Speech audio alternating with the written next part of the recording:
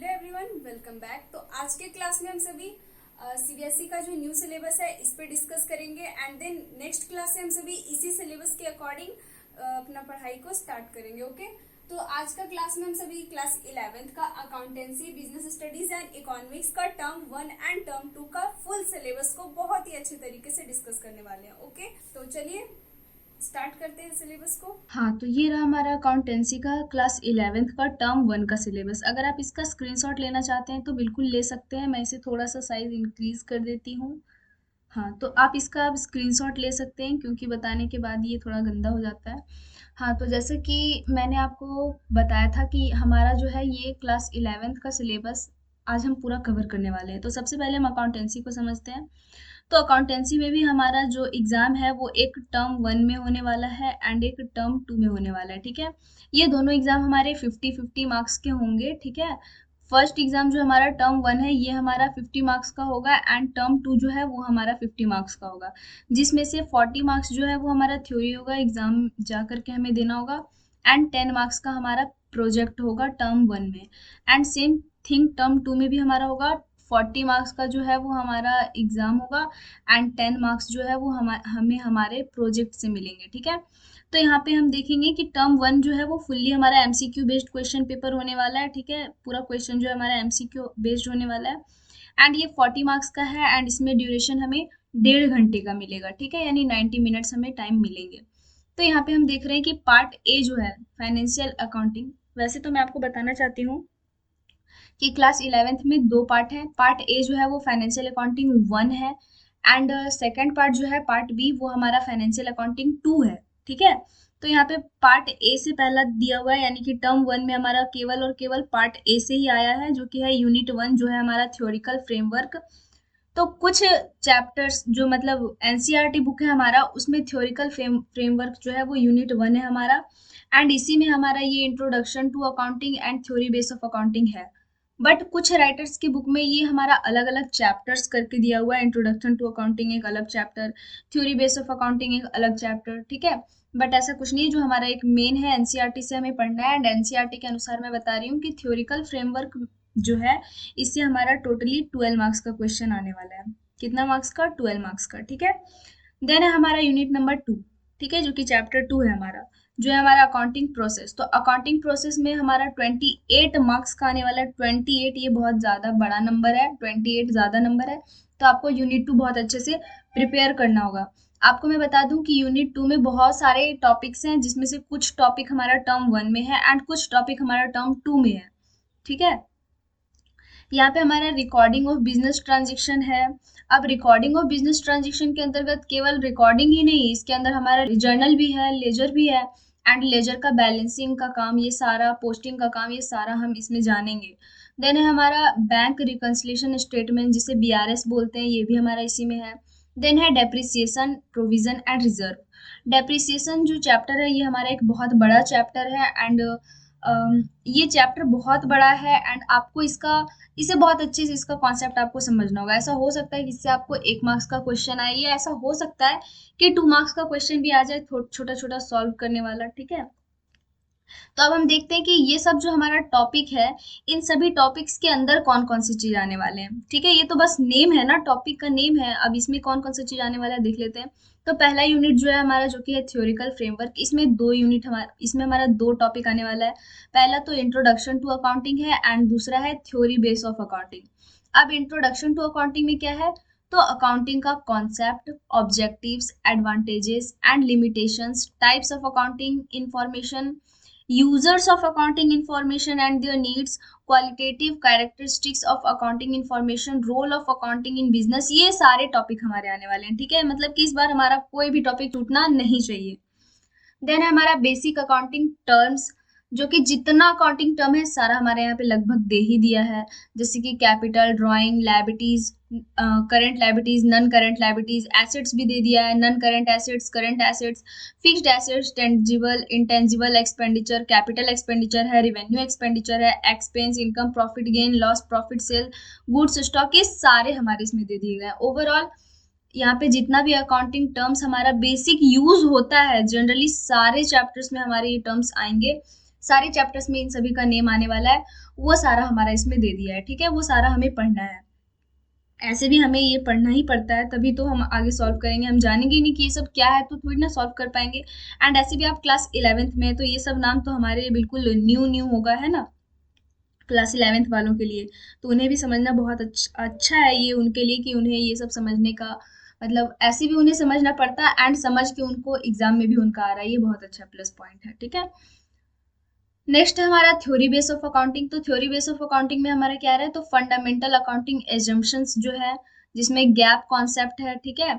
इसमें हमारा business entity concept है, मनी मेजरमेंट कॉन्सेप्ट है, going on concern, accounting period concept, cost concept, dual expect, revenue recognition, matching, full disclosure, ये सारा हमारा आने वाला है, ठीक है। पहले क्या था कि ज्यादा कॉन्सेप्ट के बारे में, ज्यादा एजम्पशंस के बारे में ध्यान नहीं देते थे। Business entity assumption, money measurement assumption, going on concern and accounting period, ये चार हमें मेन बता दिया जाता था, एंड हम इन चारों के सहारे सारा कंप्लीट कर लेते थे, ठीक है, जब हम पढ़ाई पढ़ाई करते थे। बट इस बार एमसीक्यू है क्योंकि, इसलिए हमें इस बार सारा टॉपिक को समझना पड़ेगा पूरा बारीकी से।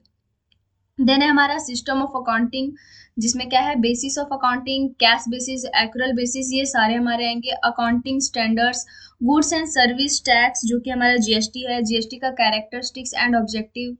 तो आपको मैं बता दूं, क्लास 11th वाले हैं ना, आप क्लास 11th में है ना, तो आपको मैं बता दूं कि यहाँ पे ये जो गुड्स एंड सर्विस टैक्स हमारा है ना, यहाँ पे अकाउंट्स में टर्म 1 में यही गुड्स एंड कॉन्सेप्ट हमारा क्या बोलते हैं, इकोनॉमिक्स में भी आने वाला है क्लास 12th में। अब ये टर्म 1 में है या टर्म 2 में, ये मुझे अच्छा से ध्यान नहीं है, बट जीएसटी अगर आप यहाँ क्लास 11th में बहुत अच्छे से समझ लेते हैं, तो क्लास 12th में भी ये है हमारा इकोनॉमिक्स में, वहां पे फिर आपको समझने में बहुत अच्छा आसानी हो जाएगा, ठीक है। चलिए, तो अब हम यूनिट 2 में आते हैं, जो कि हमारा अकाउंटिंग प्रोसेस। अकाउंटिंग प्रोसेस में बहुत सारा टॉपिक है, मैंने अभी आपको बताया। पहला तो है रिकॉर्डिंग ऑफ बिजनेस ट्रांजेक्शन, इसमें हमारा वोचर है, वोचर एंड ट्रांजेक्शन्स है, सोर्स डॉक्यूमेंट्स एंड वोचर्स आएंगे, preparation of vouchers, accounting equation approach हमारा आएगा, meaning and analysis, rules of debit and credit, ठीक है। ये सारा हमारा हो गया था, rules of debit and credit हमने पढ़ा था। फिर है recording of transaction, books of original entry जिसे जर्नल बोलते हैं। फिर है स्पेशल पर्पस बुक, ठीक है, जिसमें हमारा कैश बुक हो गया, simple cash book, cash column cash book, bank column cash book, petty cash book, ये सारे। Purchase book, sales book, purchase return book, sales return book, ये सारे। देन है हमारा, इसमें क्या लिखा है, including trade discount, freight and cartage expenses for simple GST calculation. जब हम जीएसटी कैलकुलेट करेंगे, जीएसटी कैलकुलेशन जब हम सीखेंगे ना, तो उसमें हमारा ट्रेड डिस्काउंट भी दिया होगा, फ्राइट, कार्टेज एंड एक्सपेंसेस भी दिए होंगे, ठीक है। देन है हमारा लेजर। तो मैंने अभी आपको बताया कि इसमें जर्नल लेजर सारे आ जाते हैं। तो हमारे लेजर है, लेजर क्या होता है, उसका format, posting from journal, journal से लेजर में कैसे पोस्ट करते हैं, एंड सब्सिडरी बुक्स। फिर है बैलेंसिंग ऑफ अकाउंट्स, अकाउंट्स का कैसे बैलेंसिंग करते हैं ये, यानी पोस्टिंग बैलेंसिंग हमारा। देन है बीआरएस, बीआरएस बनाने का क्या जरूरत है एंड इसे प्रिपेयर कैसे करते हैं ये। देन है हमारा depreciation and depreciation provision reserve. मैंने आपको बताया कि डेप्रिसिएशन एक बड़ा चैप्टर है, इसे आपको बहुत ध्यान से पढ़ना होगा।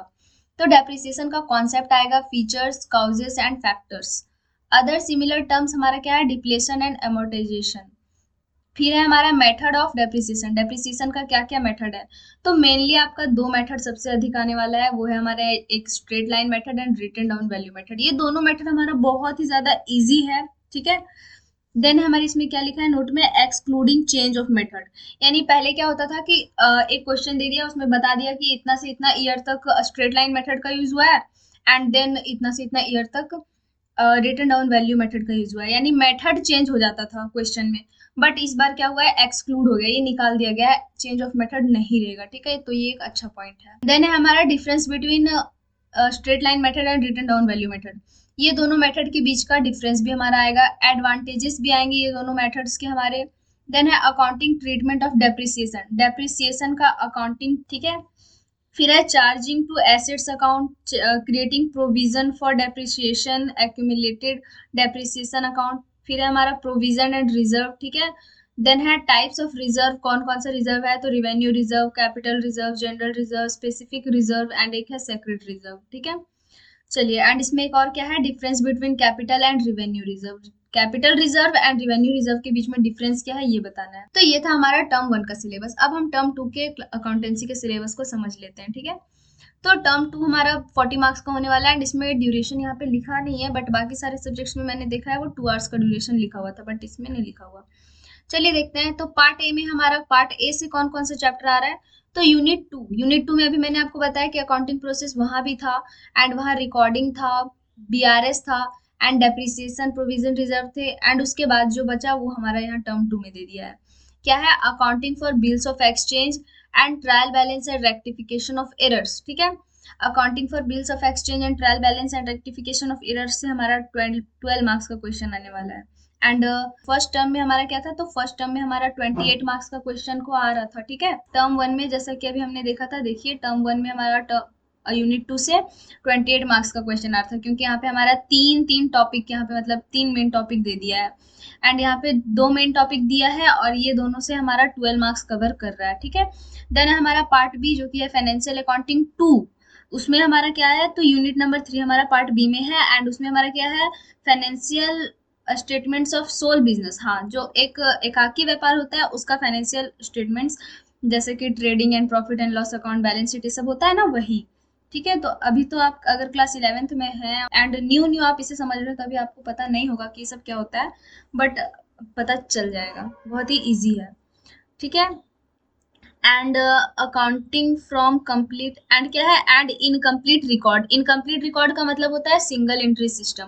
तो यहाँ पे हमारा एक सिंगल एंट्री सिस्टम है, ये लगभग लास्ट चैप्टर होगा हमारा, ठीक है, सिंगल एंट्री सिस्टम। तो ये हमें कैसे पढ़ना है ये हम समझेंगे, ठीक है। चलिए, तो ये हो गया। एंड क्या है, यूनिट नंबर 4, उसमें हमारा कंप्यूटर्स इन अकाउंटिंग ये आएंगे। जिन्हें कंप्यूटर का बहुत अच्छा नॉलेज है उनके लिए ये भी बहुत अच्छा है, ठीक है। चलिए हम देखते हैं अब आगे क्या है। तो accounting for bills of exchange में हमारा क्या आने वाला है, तो bill of exchange and promissory note आने वाला है, डिफिनेशन, स्पेन, फीचर्स एंड पार्टीज, दोनों का डिफरेंस हमारा आने वाला है, difference between bills of exchange and promissory note. फिर terms of bills of exchange हमारा है, bills of exchange, accommodation bill, days of grace, days of maturity, days of bill, endorsement of bill, ये सारे हमारे आने वाले हैं। बिल आफ्टर ड्यू नेगोशिएशन, ये सारे, ठीक है। इसमें क्या है, excluding accounting treatment for accommodation bill, हाँ तो अकाउंटिंग ट्रीटमेंट जो हम करते हैं, मतलब अकाउंटिंग जो हम करते हैं एकोमोडेशन बिल का, वो अब हमारे इसमें नहीं आने वाला है। देन है trial balance and rectification of error, इसी में हमारा है trial balance and rectification of error. तो ट्रायल बैलेंस क्या है, इसका ऑब्जेक्टिव्स एंड कैसे प्रिपेयर करते हैं वो, स्कोप इसमें क्या है, तो trial balance with balance method only. तो इसमें हम पढ़े थे कि ट्रायल बैलेंस हमारा 3 मेथड से प्रिपेयर होता है, बट यहाँ पे बस बैलेंस मेथड दे रखा है। ये ज़्यादा माइंड करने वाला बात नहीं है, क्योंकि ऐसे भी हम ट्रायल बैलेंस मेथड से ही बनाते हैं एंड यही बहुत ईजी एंड सबसे ईजीएस्ट मेथड है। देन है हमारा एरर। तो एरर कितना टाइप का होता है, error of commission, error of omission, error of principle, compensating, their effect on trial balance, इनका क्या प्रभाव पड़ता है ट्रायल बैलेंस पे, ये। फिर है detection and rectification of errors, ठीक है। फिर है प्रिपरेशन ऑफ सस्पेंस अकाउंट, ये सारे हमारे आने वाले हैं, ठीक है। देन है हमारा पार्ट बी, जिसमें हमारा है अकाउंटिंग फॉर सोल बिजनेस, ठीक है। तो इसमें हम क्या क्या पढ़ेंगे, तो देखिए ये अकेला ही हमारा 20 मार्क्स कवर कर रहा था, ठीक है। अभी आप देख सकते हैं यहाँ पे ये अकेला ही हमारा 20 मार्क्स कवर कर रहा है। तो इसमें हमारा ज्यादा टॉपिक तो है एंड हमें पढ़ना भी पड़ेगा इसमें बहुत अच्छे से, ठीक है।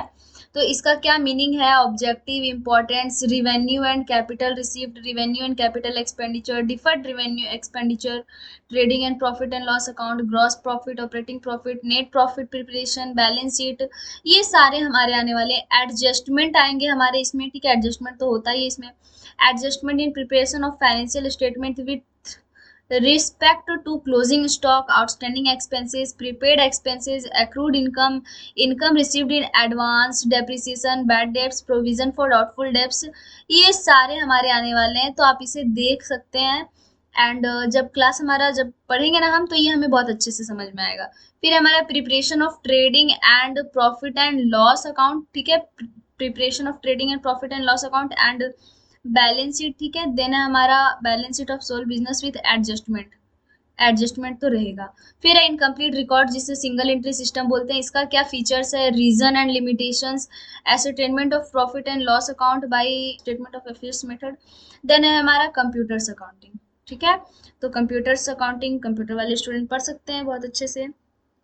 तो ये है हमारा टर्म 2 का सिलेबस। तो आई होप कि आपको अकाउंटेंसी का टर्म 1 एंड टर्म 2 का सिलेबस बहुत अच्छे से समझ में आ गया हो, ठीक है। तो अगर आप इसका स्क्रीनशॉट लेना चाहते हैं तो एक मिनट आप ले सकते हैं, तो ले सकते हैं।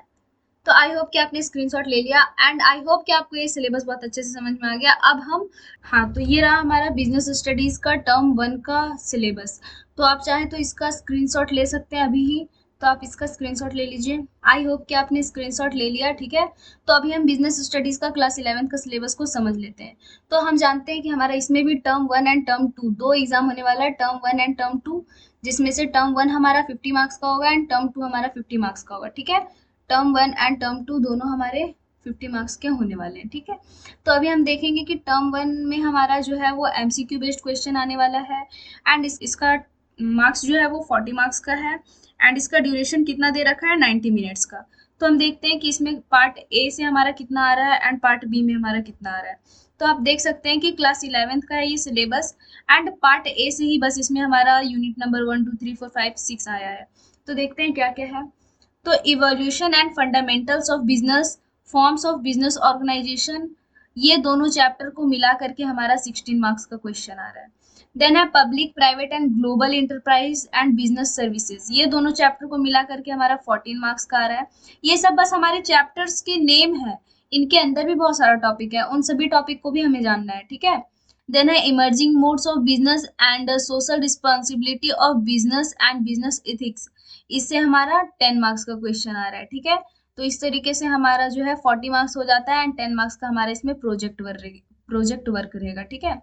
अब हम देख लेते हैं कि evolution and fundamentals of business में कौन कौन सा टॉपिक है। पार्ट ए है हमारा एंड इसमें हमारा क्या आएगा, तो history of trade and commerce in India, trade and commerce का क्या हिस्ट्री रहा है इंडिया में, ये indigenous banking system, rise of intermediaries, transport, trading communities, merchant corporates, major trade centres, ये सारे हमारे जो है वो evolution and fundamentals of business में आने वाले हैं। फिर इनका हमारा बिजनेस मीनिंग एंड कैरेक्टरिस्टिक्स आएंगे।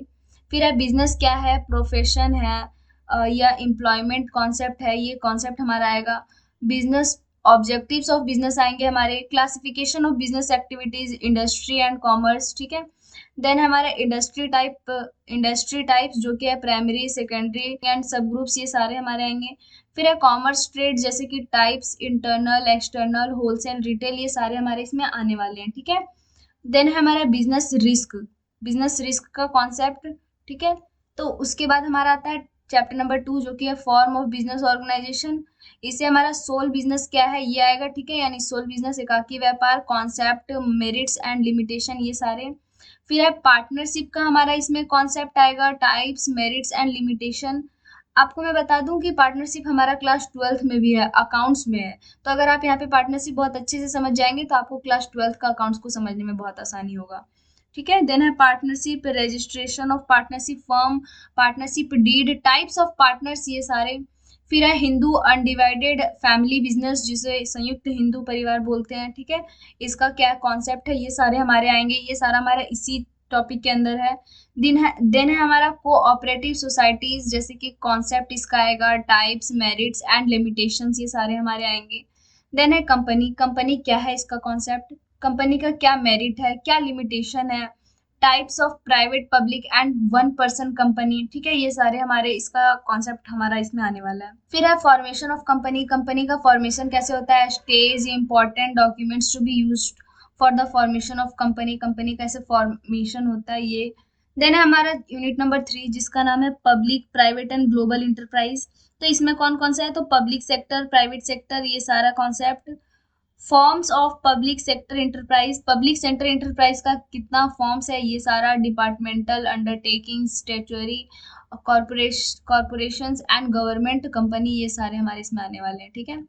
देन है हमारा यूनिट नंबर 4 जो कि है बिजनेस सर्विसेज। बिजनेस सर्विसेज में हमारा क्या आता है, तो meaning and types, banking types of bank accounts, saving, current, recurring, fixed deposit, multiple option deposit account, ये सारे अकाउंट्स डिटेल्स हमारे इसमें आएंगे। अकाउंट्स कौन कौन सा होता है, कौन कौन सा ओपन होता है, क्या होता है, इनका क्या मीनिंग है, कितना टाइप है, ये सारे। देन है banking services with particular reference to bank draft, ठीक है। तो यहाँ पे हमारा bank draft, bank overdraft, cash credit, e banking, meaning, types of digital payments, ये सारे। कितना तरह का डिजिटल पेमेंट होता है, यूपीआई तो सबको पता ही होगा अभी के टाइम में। देन हमारा इंश्योरेंस, ठीक है, तो इंश्योरेंस में हमारा प्रिंसिपल, इंश्योरेंस का क्या प्रिंसिपल है। देन टाइप्स ऑफ इंश्योरेंस, कितना टाइप का इंश्योरेंस होता है, life insurance, health insurance, fire insurance and बहुत सारा है, मरीन इंश्योरेंस कॉन्सेप्ट, इन सभी का कॉन्सेप्ट हमारा आएगा, ठीक है, टाइप्स ऑफ इंश्योरेंस का कॉन्सेप्ट। देन है chapter number 5, emerging modes of business, ठीक है, ये भी बहुत अच्छा है, टॉपिक है एक। तो इसमें हमारा ई बिजनेस क्या है ये हमें आएगा, इसका क्या कॉन्सेप्ट है, स्कोप एंड बेनिफिट्स, ये सारे हमारे इसमें आएंगे। देन है हमारा social responsibility of business and business ethics, business and business ethics का क्या सोशल रिस्पॉन्सिबिलिटी है वो। तो कॉन्सेप्ट ऑफ सोशल रिस्पॉन्सिबिलिटी का कॉन्सेप्ट आपको पता होनी चाहिए। केस ऑफ सोशल रिस्पॉन्सिबिलिटी ये भी आपको पता होना चाहिए। Responsibility towards owners, investors, consumers, employees, government and community, इन सभी का रिस्पॉन्सिबिलिटीज आपको पता होना चाहिए। देन है role of business in environment protection, हमारा इन्वायरमेंट को प्रोटेक्ट करने में बिजनेस कितना बड़ा रोल निभा रहा है ये, ठीक है। तो ये हमारा टर्म 1 का सिलेबस, आई होप कि आपने टर्म 1 के सिलेबस का स्क्रीनशॉट तो ले लिया था, ठीक है। अब हम टर्म 2 के सिलेबस को देख लेते हैं। अभी आपने देखा कि पार्ट ए जो है इसका यूनिट 1 से लेके 6 तक हमारा टर्म 1 में आ चुका है। अब देख लीजिए कि टर्म 2 में क्या आता है। हाँ, तो पार्ट बी हमारा, यानी पार्ट ए पूरा हमारा, मतलब बिजनेस स्टडीज का पार्ट ए पूरा हमारा टर्म 1 में एंड पार्ट बी पूरा हमारा टर्म 2 में। तो पार्ट बी हमारा बिजनेस एंड फाइनेंस, मतलब फाइनेंस एंड ट्रेड है एंड इसमें हमारा चैप्टर नंबर 7, 8, 9, 10 ये हमारा फुल्ली सब्जेक्टिव क्वेश्चन पेपर होने वाला है एंड ये भी हमारा 40 मार्क्स का होगा एंड इसमें भी ड्यूरेशन हमें 2 आवर्स का ही मिलने वाला है, ठीक है। तो देखते हैं 7 नंबर का हमारा जो चैप्टर है वो है source of business finance and then है small business and entrepreneurship development, ठीक है। ठीक है, यहाँ पे हमारे क्या है, source of business finance and small business and entrepreneurship development and इससे हमारा कितना आएगा 28 मार्क्स। देन है हमारा internal trade and international business, इससे भी हमारा 20 मार्क्स आएगा, ठीक है। यानी ये दोनों चैप्टर का रिलेशन है इन दोनों चैप्टर से 20 मार्क्स, ये दोनों चैप्टर का रिलेशन है इन दोनों चैप्टर से 20 मार्क्स, हो गया हमारा 40 मार्क्स, ठीक है। एंड 10 मार्क्स का हमारा हो जाता है प्रोजेक्ट वर्क। अब देख लेते हैं कि हमारा सोर्स एंड बिजनेस फाइनेंस से क्या क्या है। तो सोर्स एंड बिजनेस फाइनेंस का हमारा कॉन्सेप्ट एंड इंपॉर्टेंस आएगा। आपको बता दें कि टर्म 2 जो है वो हमारा टोटली सब्जेक्टिव होने वाला है एंड सब्जेक्टिव होने के कारण ही आपको इसे कॉन्सेप्ट के साथ साथ सारे बातों को इसमें आपको कवर करना होगा, एकदम निचोड़ निकालना होगा आपको, क्योंकि बिजनेस स्टडीज तो है ही ऐसे चैप्टर, आपको इसमें भर भर के लिखना होगा पूरा, ठीक है। तो इसमें और क्या है, ऑनर्स फंड आपका आने वाला है, equity shares, preference share, retained earnings, global depository receipt GDR जिसे बोलते हैं, American depository receipt ADR and फिर आईडीआर, ये सारे हमारे आने वाले हैं कॉन्सेप्ट। फिर है बोरोड फंड्स, जैसे कि डिबेंचर एंड बॉन्ड, ये सारा हमारा बोरोड फंड्स होता है, ठीक है। ये शेयर नहीं होता, डिबेंचर तो बहुत अलग है। Loan from financial institution and commercial banks, public and deposit trade credit, ये सारे। फिर हमारा चैप्टर नंबर 8 जो कि है हमारा small business and entrepreneurship development. Chapter number 7 और 8 दोनों एक दूसरे से रिलेटेड है एंड रिलेटेड होने के कारण ये हमारा 20 मार्क्स का होने वाला है दोनों चैप्टर को मिला के, ठीक है। तो यहाँ पे हमारा है small business and entrepreneurship development, इससे हमारे क्या है, तो एंटरप्रेन्योरशिप डेवलपमेंट ईडी जिसे बोलते हैं। फिर इसका क्या होगा, तो कॉन्सेप्ट आने वाला है, इसका क्या जरूरत है, need, process of entrepreneurship development, setup India scheme, ways to fund set startup करने का वे क्या है, क्या फंड होता है स्टार्टअप का, intellectual property rights and entrepreneurship, ठीक है, ये सारे हमारे आएंगे। स्मॉल स्केल एंटरप्राइज, जैसे इसका क्या डिफिनेशन। देन है role of small business in India with special reference to rural areas, ठीक है, ये आने वाले हैं। Government schemes and agencies for small scale industries, national small industries corporation NSIC, then है डीआईसी एंड बहुत सारा है, special reference to rural backward areas, ये सारे हमारे आने वाले हैं। देन है 9 नंबर, चैप्टर नंबर 9 जिसका नाम है इंटरनल ट्रेड एंड इसमें क्या क्या है, तो इंटरनल ट्रेड का हमारा मीनिंग, टाइप्स एंड सर्विस होगा, ठीक है, rendered by wholesaler and retailer, ये सारे। देन है large scale retailers, department stores, chain stores concept, ये सारे। देन हमारा यूनिट नंबर 10 जो कि है इंटरनेशनल ट्रेड। इंटरनेशनल ट्रेड का हमारा कॉन्सेप्ट एंड बेनिफिट आने वाला है। ठीक है, तो आपको ये कम लग रहा होगा, आपको लग रहा होगा कि यहाँ तो टर्म 2 में तो कम ही है, बट इसमें बहुत अधिक लिखना पड़ता है। ठीक है, क्योंकि ये सब्जेक्टिव टाइप क्वेश्चन पेपर होने वाला है एंड बीएसटी है, तो बीएसटी में तो बहुत ज्यादा हमें लिखना ही होता है। तो ये हमारा बिजनेस स्टडीज का भी हो गया सिलेबस कंप्लीट। अब हम इकोनॉमिक्स के सिलेबस को समझते हैं। ठीक है, तो आप अगर इसका स्क्रीनशॉट लेना चाहते हैं तो 1 मिनट आप ले सकते हैं। हाँ, तो अब आप इसका स्क्रीनशॉट ले सकते हैं। ठीक है, तो चलिए अब हम इकोनॉमिक्स के सिलेबस को समझते हैं। हाँ, तो ये रहा हमारा इकोनॉमिक्स का सिलेबस। तो इकोनॉमिक्स का सिलेबस आपको बोर्ड पे दिख रहा, मतलब स्क्रीन पे दिख रहा है एंड ये हमारा टर्म 1 का है, तो आप इसका स्क्रीनशॉट ले सकते हैं क्योंकि ये गंदा हो जाता है। देन है इकोनॉमिक्स का सिलेबस, हम टर्म 1 का देख रहे हैं एंड ये हमारा क्या टर्म वाइज होने वाला है। इसमें भी हमारा टर्म 1 एंड टर्म 2 होगा। ठीक है, टर्म 1 हमारा fully MCQ based question paper है एंड ये 40 मार्क्स का होने वाला है एंड इसका टाइम ड्यूरेशन हमारा 1.5 घंटे का दे रखा है। तो आपको मैं बता दूं कि अभी बीएसटी का सिलेबस हमने देखा, उसमें हमारा जो पूरा पार्ट ए है वो पूरा यूनिट मतलब टर्म 1 में आया है एंड पार्ट बी पूरा हमारा टर्म 2 में आया था। एंड अकाउंट्स में हमने देखा तो उसमें हमने देखा कि पार्ट ए थोड़ा टर्म 1 में है एंड थोड़ा टर्म 2 में है। तो इकोनॉमिक्स का भी हाल कुछ ऐसा ही है। इकोनॉमिक्स में हमारा 3 पार्ट है। पहला है हमारा statics of for economics, then है हमारा introductory of micro economics and then है हमारा पार्ट सी। पार्ट सी में हमारा इसमें प्रोजेक्ट वर्क दे दिया है। ठीक है, जो कि अलग है। तो पार्ट ए का कुछ हमारा टर्म 1 में दिया है एंड टर्म 2 में भी कुछ दे दिया है चैप्टर्स। देन है पार्ट बी, तो पार्ट बी का भी कुछ हमारा इसमें दे दिया है एंड कुछ टर्म 2 में दे दिया है। ठीक है, तो हम देखते हैं कौन कौन सा है। तो इंट्रोडक्शन इसमें दे रखा है, पहला इंट्रोडक्शन चैप्टर्स इकोनॉमिक्स का, इससे हमारा 4 मार्क्स आने वाला है। देन है collection organisation and presentation of data, इससे हमारा 9 मार्क्स आने वाला है।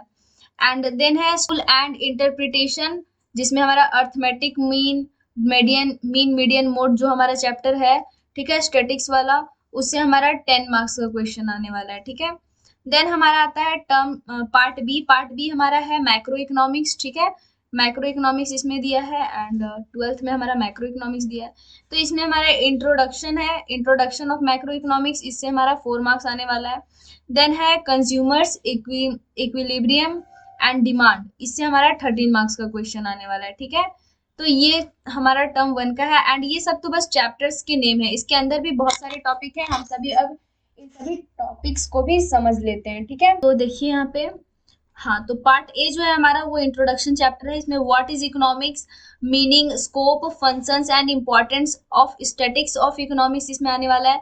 फिर collection organisation and presentation of data, इसमें हमारा क्या है, तो source of data, primary and secondary, how basic data is collected with concept of sampling, methods of collecting data, some important source of secondary data, census of India and National Sample Survey Organization, then है organization of data, meaning and types of variables, frequency distribution, ये सारे। फिर है presentation of data, जिसमें हमारा है tabular presentation and diagrammatic presentation of data, then हमारा geometric forms, ठीक है, frequency diagrams, हिस्टोरिकल, पॉलीगॉन, ऑगिव, ये सारे, अर्थमेटिक लाइन ग्राफ्स, ये सारे। देन है हमारा मीन मीडियन मोड वाला चैप्टर। ठीक है, मेजर्स ऑफ सेंट्रल टेंडेंसी, जो कि हमारा है मीन मीडियन एंड मोड, ये सारे टॉपिक्स हमारा इसमें आने वाला है। ठीक है, देन है पार्ट बी जो है हमारा माइक्रो इकोनॉमिक्स। तो इंट्रोडक्शन है माइक्रो इकोनॉमिक्स का सबसे पहले तो मीनिंग ऑफ माइक्रो इकोनॉमिक्स क्या है एंड माइक्रो इकोनॉमिक्स क्या है। आपको मैं बता दूं कि micro economics and macro economics, ये दोनों में बहुत बड़ा डिफरेंस है। माइक्रो इकोनॉमिक्स का मतलब होता है व्यष्टि अर्थशास्त्र, जिसमें कम पैमाने में हम पढ़ाई करते हैं, मतलब कम चीजों के बारे में जानते हैं, कम चीज का इकोनॉमिकल स्टेटस जानते हैं। एंड मैक्रो इकोनॉमिक्स मतलब पूरा अर्थव्यवस्था का, मतलब ये बहुत बड़ा पैमाना है पढ़ाई इकोनॉमिक्स का। ठीक है, एंड ये दोनों का हमारा मीनिंग। फिर है पॉजिटिव एंड नॉर्मेटिव इकोनॉमिक्स, फिर है what is an economy, economy क्या है, central problem of economy, economy का क्या क्या प्रॉब्लम है, what, how and for whom to produce, opportunity, cost, ये सारे हमारे आ रहे हैं। ठीक है, आपको मैं बता दूं कि ये सारा जो आप यहाँ पढ़ेंगे ना क्लास 11th में, ये हमारा क्लास 12th में भी रिलेटेड है। ठीक है, इसी से रिलेटेड आप क्लास 12th में भी पढ़ने वाले हैं, इसलिए इसे भूलना नहीं है। देन है consumers equilibrium and demand. Consumers equilibrium, जिसमें हमारा है meaning of utility, marginal utility, law of diminishing marginal utility, फिर है conditions of consumers equilibrium using marginal utility analysis, ठीक है, ये सारे, ठीक है। तो एंड देन है हमारा पार्ट सी जिसमें हमारा प्रोजेक्ट वर्क है। तो आ जाते हैं अब हम टर्म टू में। टर्म टू हमारा सब्जेक्टिव टाइप क्वेश्चन पेपर होने वाला है, अभी मैंने आपको बताया, एंड ये हमारा 2 आवर्स का होने वाला है एंड ये भी हमारा 40 मार्क्स का होगा। एंड इसमें पार्ट ए से हमारा स्टैटिक्स फॉर इकोनॉमिक्स से जो चैप्टर आ रहा है वो कौन है, तो स्टेटिस्टिकल टूल एंड इंटरप्रिटेशन, जिसमें हमारा measures of depression, correlation and index number, ये सारे हमारे आने वाले हैं, ठीक है। ये छोटा नहीं है, ये सारे चैप्टर्स, इसमें भी बहुत है, ठीक है। तो आपको ज्यादा खुश भी नहीं होना है, ज्यादा उदास भी नहीं होना है कि बहुत ज्यादा है, ये बहुत कम है, बहुत अच्छा है जो है। इससे हमारा 17 मार्क्स का क्वेश्चन आने वाला है। देन है पार्ट बी जो कि है माइक्रो इकोनॉमिक्स, ठीक है, माइक्रो इकोनॉमिक्स, माइक्रो मैं बोल रही हूँ। प्रोड्यूसर बिहेवियर एंड सप्लाई, ये हमारा इसमें आने वाला है। Forms of market and market determination under perfect completion, under perfect competition and with simple applications, ठीक है। तो यहाँ पे प्रोड्यूसर बिहेवियर एंड सप्लाई से 13 मार्क्स का क्वेश्चन आ रहा है। देन है forms of market and price determination under perfect competition, इससे हमारा 10 मार्क्स का क्वेश्चन आने वाला है। तो इस तरीके से हमारा हो जाता है यहाँ पे 40 मार्क्स, ठीक है। अब देख लेते हैं, ये तो चैप्टर्स का नेम था, इसके अंदर कौन कौन सा चीज आ रहा है। तो पहला है स्टेटिस्टिकल टूल एंड इंटरप्रिटेशन, इसमें हमारा मेजर्स ऑफ डिस्प्रेशन आ रहा है, absolute dispersion, standard deviation, coefficient of variation, then है correlation, meaning and properties, scatter diagrams, measures of correlation, Karl Pearson's method, ठीक है। देन है introduction to index number, index number क्या है, इसका introduction, meaning, types, wholesale price index, consumer price index, uses of index numbers, inflation and index numbers, ठीक है। Then है हमारा पार्ट बी जो कि है माइक्रो इकोनॉमिक्स। तो माइक्रो इकोनॉमिक्स में हमारा कुछ टर्म 1 में आया था एंड देन टर्म 2 में यहाँ पे दिया हुआ है। तो producer behaviours and supply, meaning and production function, short run, long run, total product, average product and marginal product, ये सारे, runs to a factor, cost, short run cost, total fixed cost, total variable cost, average cost, average fixed cost, average variable cost, marginal cost, meaning and their relationship, ये सारे हमारे इसमें आने वाले हैं, ठीक है। देन हमारा रिवेन्यू, तो टोटल रिवेन्यू आएगा, रिवेन्यू कितना है total, average, marginal revenue, meaning and their relationship, ये सारे।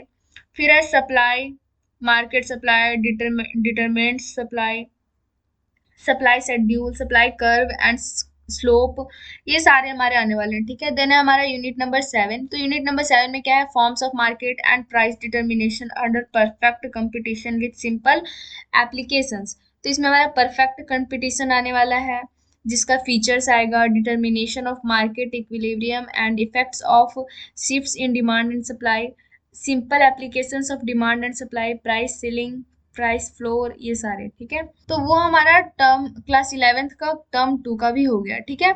तो आई होप कि आपको ये बहुत अच्छे से समझ में आ गया हो एंड कहीं पे भी अगर आपको समझने में कोई प्रॉब्लम हुआ तो प्लीज़ मुझे कमेंट सेक्शन में ज़रूर बताना। एंड ये है हमारा टर्म 2 का सिलेबस, आप इसका स्क्रीनशॉट ले सकते हैं।